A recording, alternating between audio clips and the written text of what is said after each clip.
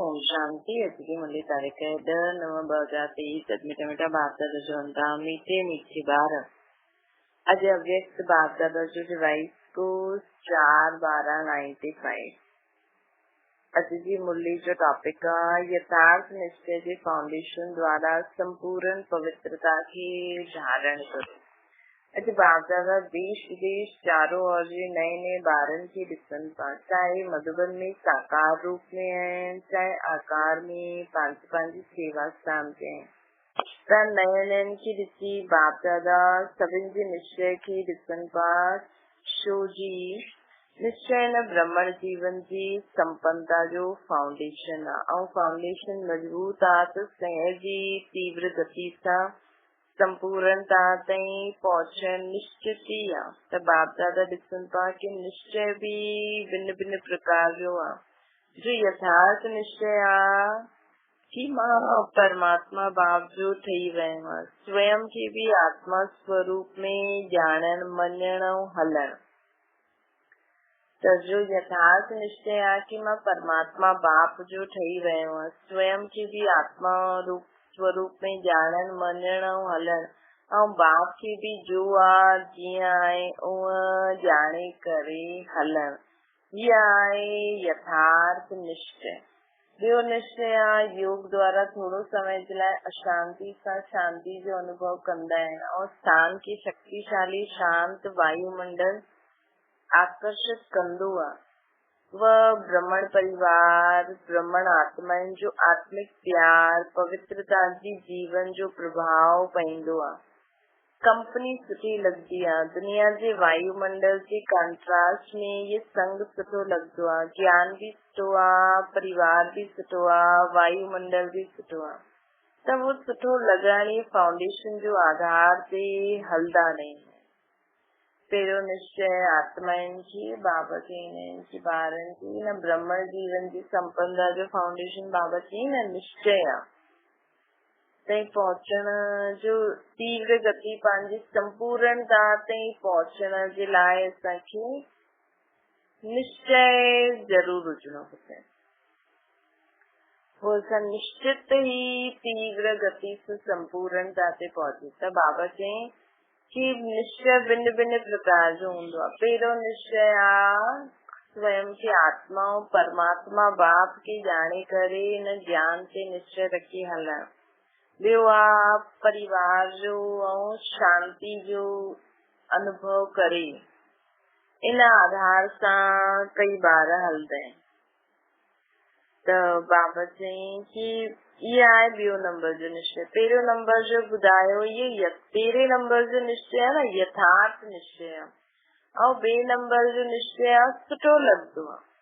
टियों नंबर आहे दुनिया जे संबंधनि सां जे दुखमय वातावरण सां बची करे जेतिरो समय भी सेवा केंद्र ते ईंदा आहिनि ओतिरो समय दुख सां किनारो थी करे शांति जो अनुभव कंदा आहिनि।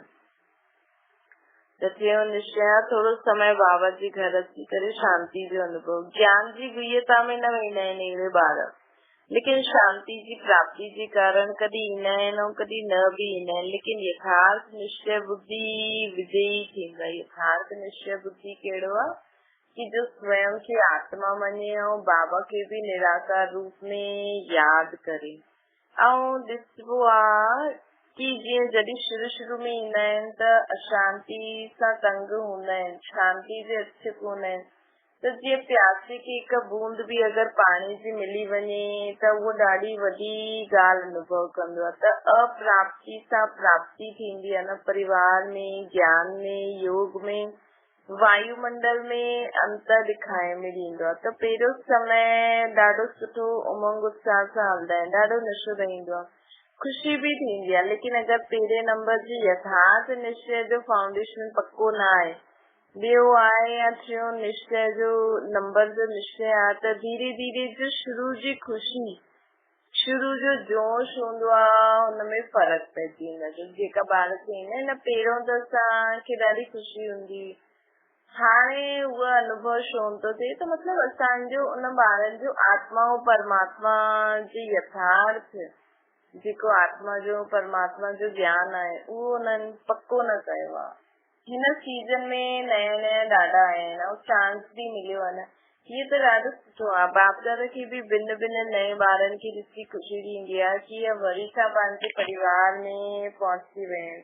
लेकिन ये चेक करो कि निश्चय जो फाउंडेशन पक्को आहे, असांजो निश्चय नंबर 1 आहे या नंबर 2 आहे। अगर नंबर 1 निश्चय आहे त हल्दे हल्दे मुख्य पवित्रता जी धारणा करण में मुश्किलात न लगती आहे। अगर पवित्रता स्वप्न मात्र भी हिलाईंदी आहे, हलचल में ईंदा आहियो त समझो नंबर 1 फाउंडेशन कच्चो आहे। शुद्ध आत्मा जो स्वधर्म या पवित्रता, शुद्ध आत्मा जो स्वधर्म या पवित्रता, अपवित्रता परधर्म आहे ऐं पवित्रता स्वधर्म आहे। त जॾहिं स्वधर्म जो निश्चय थी वियो त परधर्म हिलाए न सघे। कई बार चईंदा आहिनि कि पहिरियों त ॾाढो सुठो ईंदो हुयो, हाणे पतो न छा थी वियो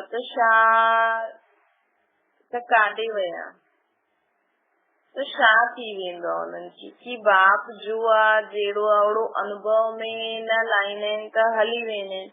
अगर पुछंदा कि बाप साथ आहे त साथ हथ सभु उठाईंदा आहिनि। हथ उठाइण त ॾाढो सहज आहे, लेकिन बाप साथ आहे त बाप जी पहिरीं जो महिमा कंदा आहियो कि वो सर्वशक्तिवान आहे, इहे मञदा आहियो या सिर्फ़ ॼाणदा आहियो। त जॾहिं सर्वशक्तिवान बाप साथ आहे त सर्वशक्तिवान जे अॻियां अपवित्रता अची न सघंदी आहे।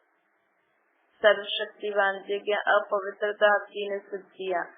लेकिन ईंदी त आहे, त ईंदी आहे पोइ काथां आई। कोई ॿियो जगह चोर माण्हू जो हूंदा आहिनि उहो पंहिंजो स्पेशल गेट ठाहे छॾंदा आहिनि। चोर गेट हूंदो आहे न त असां वटि बि छुपल उहो चोर गेट त न आहे। बाबा पुछनि था असां वटि बि छुपल कोई चोर गेट त न आहे। चेक करो, न त माया आई काथां, मथां खां आई। अगर मथां खां बि आई त मथे ई ख़तम थी वञणी खपे, त मथे ई ख़तम थी वञणी खपे। कोई छिपल वो गेट सां ईंदी आहे त असांखे पतो न पवंदो आहे। त चेक करो, माया जा कोई चोर गेट त न ठाहे करे रखियो अथई। ऐं गेट ठाहींदी बि कीअं आहे मालूम आहे न, असांजा जो विशेष स्वभाव संस्कार कमज़ोर हूंदा आहिनि न, उहो ई उन्हनि खे माया पंहिंजो गेट ठाहे छॾंदी। त उन्हनि खे माया गेट ठाहे सघंदी त असां हलचल में अची वेंदा। बाबा त चईंदा आहिनि कि अंत ताईं माया कंहिं न कंहिं रूप में ईंदी, लेकिन असांखे हलचल में न अचिणो आहे। कोई असांजो अहिड़ो स्वभाव संस्कार आहे, कमज़ोरी आहे, त जंहिंजे कारण असां जीवन में हलचल में अची वेंदा आहियूं। त असांजो जो विशेष स्वभाव संस्कार कमज़ोर हूंदा आहिनि न, उहो ई माया उन्हनि खे पंहिंजो गेट ठाहे ॾींदी आहे। छो जो जॾहिं कोई बि स्वभाव संस्कार कमज़ोर आहे त तव्हां केतिरा बि गेट बंदि करो, लेकिन कमज़ोर गेट आहे त माया त जानी जानन वारा, उनखे पतो पइजी वेंदो आहे कि ये गेट कमज़ोर आहे, हिन सां रास्तो मिली सघंदो आहे ऐं मिलंदो बि आहे। हलदे हलदे अपवित्रता जो संकल्प बि ईंदा आहिनि, बोल बि थी ॻाल्हाए वठंदा आहिनि, कॾहिं कॾहिं कर्म बि करे वठंदा आहिनि। त बाबा चवनि था कि हाणे चेक करो त गेट खुलियल आहे तॾहिं त माया आई, पोइ साथ कीअं थियो। सर्वशक्तिवान बाबा असां सां गॾु आहे त बाबा चईंदा आहिनि न, भले असां वटि विघ्न अंत ताईं ईंदा, लेकिन असांजो संकल्प बोल कर्म में हलचल न ईंदी, छो जो सर्वशक्तिवान बाप सां गॾु वेठा आहिनि। पोइ बाबा चवनि था पोइ अगरि असां हलचल में अची वियासीं पोइ साथ कीअं थियो। चइण में त चईंदा आहियो सर्वशक्तिवान साथ आहे, त इहे कमज़ोरी पोइ काथां आई। बाबा चवनि था कमज़ोरी रही सघंदी आहे न त छो रहिजी हुई। चाहे पवित्रता में कोई कमज़ोर कोई भी विकार हुजे, पवित्रता सिर्फ काम विकार न, सब प्रकार का विकार है, चाहे क्रोध, लोभ, मोह, अहंकार, ईर्ष्या, द्वेष, नफरत, घृणा, अपवित्र, भय, बाबा ने ना भय और व्यर्थ संकल्प। तो बाबा से बनता कि चाहे पवित्रता में कोई भी विकार हो, मानो लोभ, लोभ सिर्फ खाइण पीअण जो न हूंदो, कई समझदा है असां में पाइण जो, खाइण जो, रहण जो अहिड़ो कोई आकर्षण आहे जो मिलंदो आहे, जो थींदो आहे हुन में हलंदा आहियूं। लेकिन जीअं अॻियां जी अॻियां वधंदा वेंदव त माया लोभ भी रॉयल और सूक्ष्म रूप में लाएंगे। तो माया लोभ भी रॉयल और सूक्ष्म रूप में लाएंगे हम। वो रॉयल लोभ शायद चाहे स्टूडेंट हुजे चाहे टीचर हुजे, माया ॿिन्हिनि में रॉयल लोभ लाइण जो फुल पुरुषार्थ कंदी आहे। मानो स्टूडेंट आहे, ॾाढो सुठो निश्चय बुद्धि सेवाधारी आहे, सभिनि में सुठो आहे, लेकिन जॾहिं अॻियां वधंदा आहियूं त इहे रॉयल लोभ ईंदो आहे कि मां एतिरो कुझु कंदो आहियां, सभु रूप सां मददगार आहियां, तन मन धन सां, ऐं जंहिं समय चाहे उन सेवा ते हाज़िर थी वेंदो आहे। पोइ बि मुंहिंजो नाम कॾहिं टीचर वर्णन छो न कंदी आहे कि जिज्ञासु ॾाढो सुठो आहे। ये लोभ, ये सूक्ष्म रॉयल लोभ आहे। अगर मानो ये भी न अचे त पोइ ॿियो रूप छा थींदो आहे? अच्छा, नाम बि न वठे त नाम ॿुधदे मां ही आहियां, मां ही कंदो आहियां। अगर नाम भी वठी ॿियो रूप कहिड़ो हूंदो आहे कि सम्झो अगर नाम भी वठे मां उहा टीचर, त नाम ॿुधदे मां इहो आहियां, मां ही करे सघंदो आहियां, मां ही कंदो आहियां, उहो अभिमान जे रूप में अची वेंदो आहे। पोइ उहो ॿियो रूप, हिकु त हूंदो आहे कि मुंहिंजो नाम न वरितई, ॿियो वरितई अभिमान जो, या ॾाढो कमु करे आयो या कंहिं असां खां पुछियो न, हिकु गिलास पाणी भी न पीआरनि, ॾिठो ई न, पंहिंजे आराम में या पंहिंजे कम में बिज़ी रहिया, त इहो भी ईंदो आहे कि करो भी ऐं पुछनि भी कुझु भी कोई न, त करण ई छा, करण या न करण हिकु ई ॻाल्हि थी वई न। पुछण वारा त कोई आहे न, हिन सां आराम सां घर में वेही रहो, जॾहिं हूंदो तॾहिं सेवा कंदासीं। त इहे भिन्न भिन्न प्रकार जा विकारनि जो रॉयल रूप ईंदो आहे न। ऐं हिकु भी विकार अची वियो, मानो लोभ न आयो लेकिन अभिमान अची वियो, या पंहिंजी बाबा चवंदा या सिर्फ़ पंहिंजी ताईं भी आयो, असांजी मान्यता थी, उनजो भान भी अची वियो, त जाते हिकु विकार हूंदो आहे न, हुन सां गॾु 4 साथी छिपल रूप में हूंदा आहिनि। ऐं हिक खे अगरि तव्हां चांस ॾेई ॾिनो त उहा ॿिया जेका छिपल उहो हूंदा न, उहो भी समय प्रमाण पंहिंजो चांस वठी वठंदा आहिनि। पोइ चवंदा आहिनि कि पहिरियों जहिड़ो नशो हाणे न आहे, पहिरियों ॾाढो सुठो हुयो, पहिरीं जी अवस्था ॾाढी सुठी हुई, हाणे पतो न छा थियो, माया चोर गेट खां अची वई, इहा आहे पतो, इहा न चओ पतो न आहे। ऐं टीचर खे भी ईंदो आहे, बाबा चवंदा आहिनि न सिर्फ़ स्टूडेंट खे लेकिन टीचर खे भी ईंदो आहे।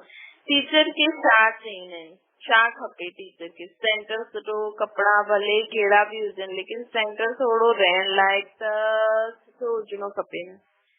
ऐं जो साथी आहिनि उहे सुठा हुजनि, स्टूडेंट सुठा हुजनि, बाबा जी भंडारी सुठी हुजे। अगर सुठो स्टूडेंट चेंज थी वञे त दिलि थोड़ी धड़कदी आहे, पोइ सम्झंदा आहिनि कि छा करूं, इहो मददगार हुयो, हाणे त इहो हली वियो। मददगार जिज्ञासु हुयो या बाप, त हुन समय खे ॾेखारण में ॾींदो आहे, जिज्ञासु या बाप। बाबा चवंदा त इहे रॉयल माया फाउंडेशन खे हिलाइण जी कोशिश कंदी आहे।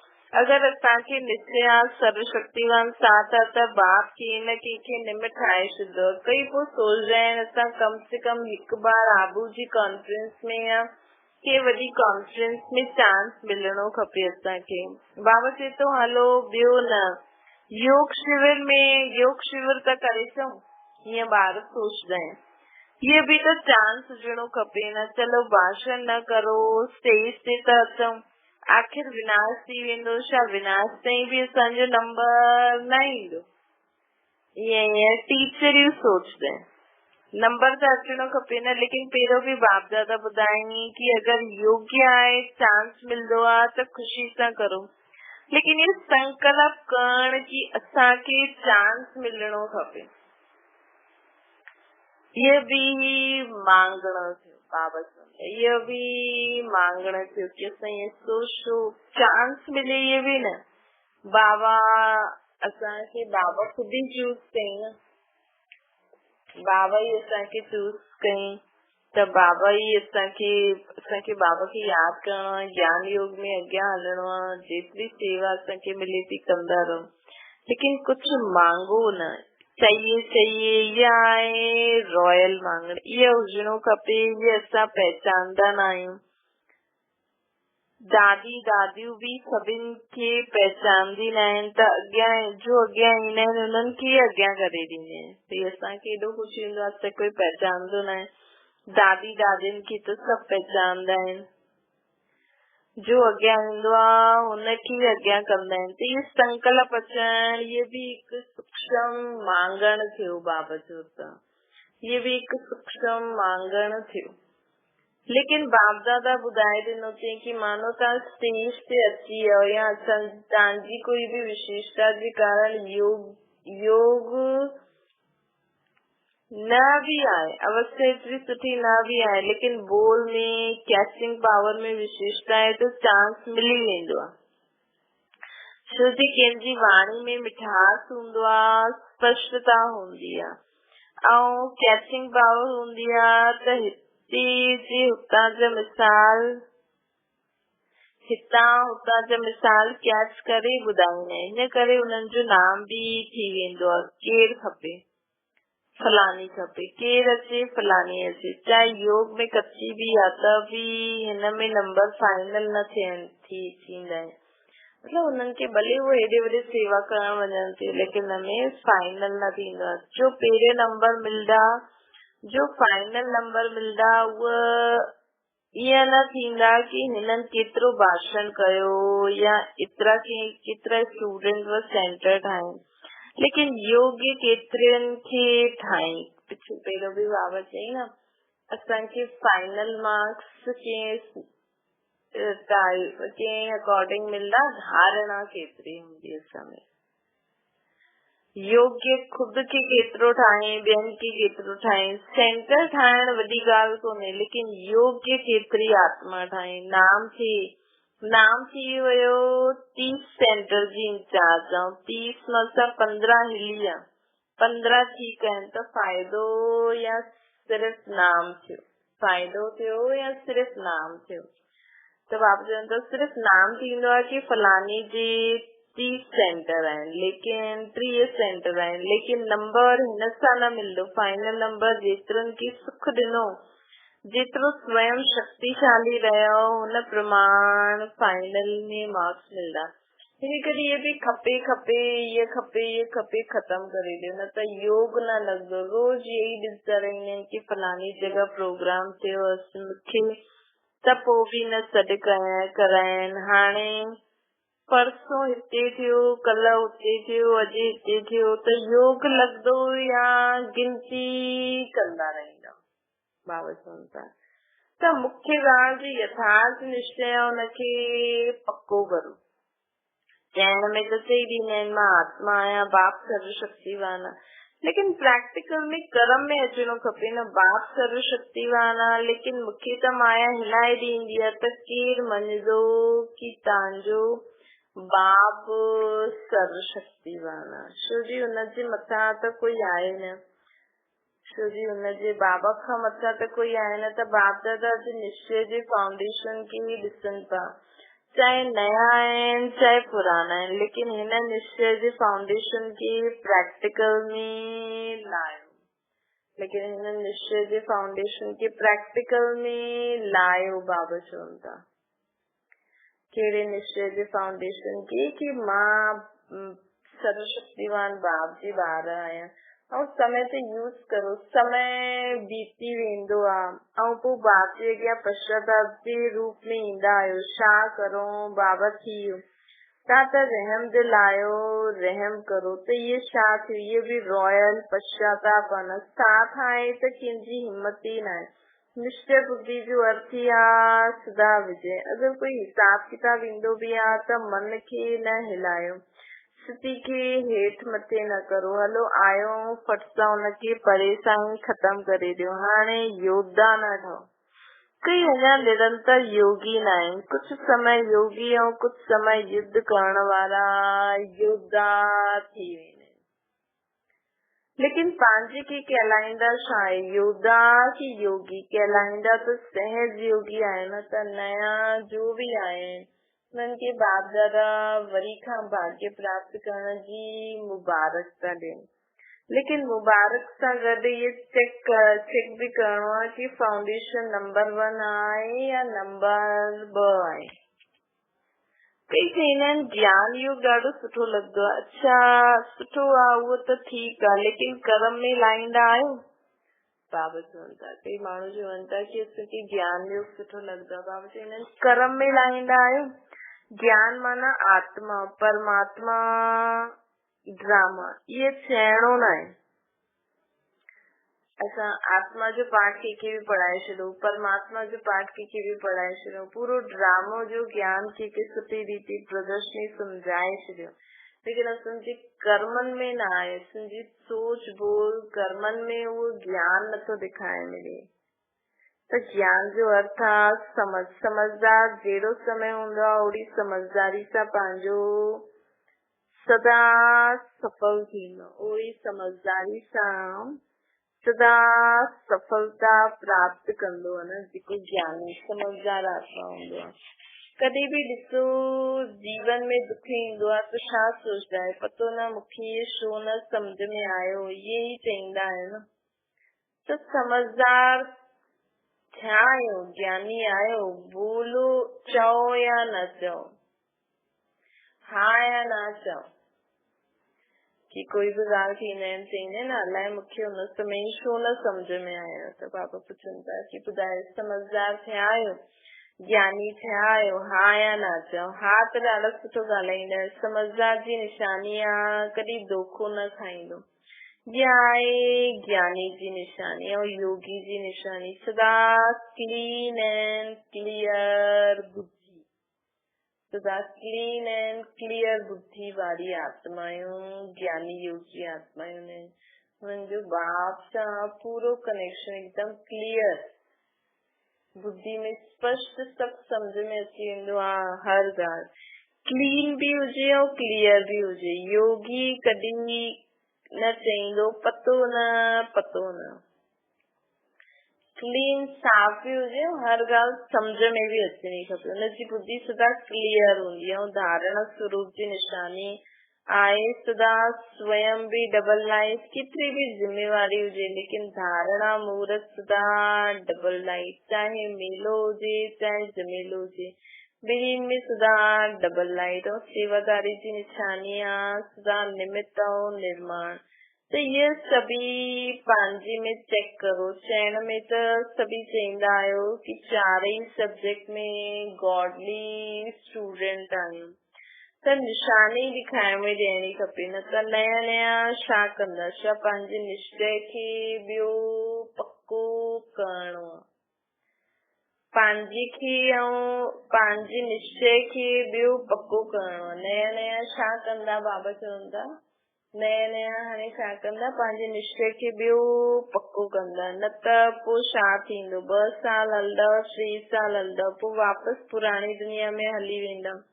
ऐं पोइ जो वापसि वेंदा आहिनि उहो हुन दुनिया में बि सेट न थी सघंदा आहिनि, न हिन दुनिया में रहंदा आहिनि न हुन दुनिया ते। इन करे पंहिंजो फाउंडेशन ॾाढो पक्को करो। बाबा चवनि था अनुभव करो, सर्वशक्तिवान बाप सां गॾु आहे। बसि हिकु बार ॻाल्हि जी अनुभव कयो त सभिनि में पास थी वेंदा। ॿियो कुझु बि न, अगरि असां सदा ये यादि रखूं, स्मृति रखूं, अनुभव में लायूं कि बाबा मूंसां गॾु आहे, त ज्ञान सागर असां सां गॾु आहे। त हर हिक ॻाल्हि अनुभव में अची वेंदी न, बस हिक ॻाल्हि भी अनुभव कयो त सभिनि में पास थी वेंदम। लेकिन मुरली त पढ़णी है न। ॾिसो अॼु करीब प्राइम मिनिस्टर और मिनिस्टर आहिनि, उन्हनि सां गॾु जो भी नशो रहंदो आहे न।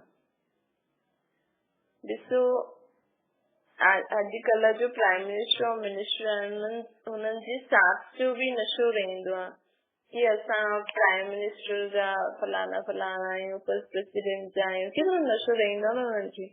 हिकु सर्वशक्तिवान बाप सां गॾु असां सदा उथूं था, विहूं था, खाऊं था, पीऊं था, त केतिरो नशो हुजणो खपे। अच्छा मीठी चारों ओर जी सदा श्रेष्ठ भाग्यवान भाग्य विधाता खे पंहिंजो ठाहिण वारी श्रेष्ठ आत्माउनि खे बाप दादा सदा बाप दादा जी श्रीमत खे ॿुधो ऐं कयो। सदा बाप दादा जी श्रीमत खे ॿुधो ऐं कयो। अहिड़ा सर्व सपूत ॿारनि खे सदा सेवा में अचल रहण वारा, झमेला मुक्त परमात्मा मिलन मनाइण वारा सभी ॿारनि खे बाप दादा जो याद प्यार ऐं नमस्ते।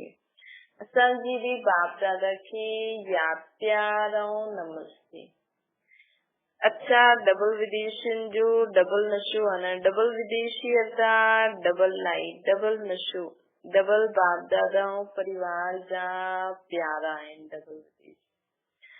अच्छा समझो वरदान पंजे अधिकारी जी अनुभूति द्वारा अधीनता के समाप्त करण वाला सर्व अधिकारी ठहो। बाप खे पंहिंजो ठाहियो अर्थात पंहिंजो अधिकार अनुभव थियणो। जाते अधिकार आहे उते न त स्व जे प्रति अधीनता आहे, न संबंध संपर्क में अचण जी अधीनता आहे। जाते अधिकार हूंदो आहे न उते न त स्व जे प्रति अधीनता हूंदी, न संबंध संपर्क में अचण जी अधीनता, न प्रकृति जी अधीनता, न परिस्थिति में अचण जी अधीनता। जॾहिं इन्हनि सभिनि प्रकार जी अधीनता समाप्त थी वेंदी आहे तॾहिं सर्व अधिकारी ठही वेंदा आहियूं। जंहिं भी बाप खे ॼाणो, ॼाणे करे पंहिंजो ठाहियो, उहो ई महान अधिकारी आहे। त बाबा खे असां पंहिंजो ठाहे सघंदासीं, पूरो अधिकार जताईंदासीं त स्व जे प्रति भी जेकी अधीनता हूंदी आहे न, खुद जे प्रति भी अधीनता न हूंदी, संबंध संपर्क में अचण जी भी अधीनता न हूंदी, प्रकृति ऐं परिस्थिति में अचण जी भी अधीनता न हूंदी। प्रकृति ऐं परिस्थिति में अचण जी अधीनता भी न हूंदी। मतलब बाबा जेतिरो असां बाबा खे पंहिंजो ठाहींदासीं न, उतरो न सब प्रकार की अधीनता सां मुक्त थी वेंदासीं। स्लोगन आहे पंहिंजे संस्कार गुणनि खे सर्व सां गॾु मिलाए करे हलण। पंहिंजे संस्कार ऐं पंहिंजे गुणनि खे सर्व सां मिलाए करे हलण, ये ही विशेष आत्मा जी निशानी आहे। पंहिंजे संस्कार ऐं गुणनि खे सर्व सां मिलाए करे हलण, ये ही विशेष आत्मा जी निशानी। अच्छा ओम शांति। बाबा की याद करो।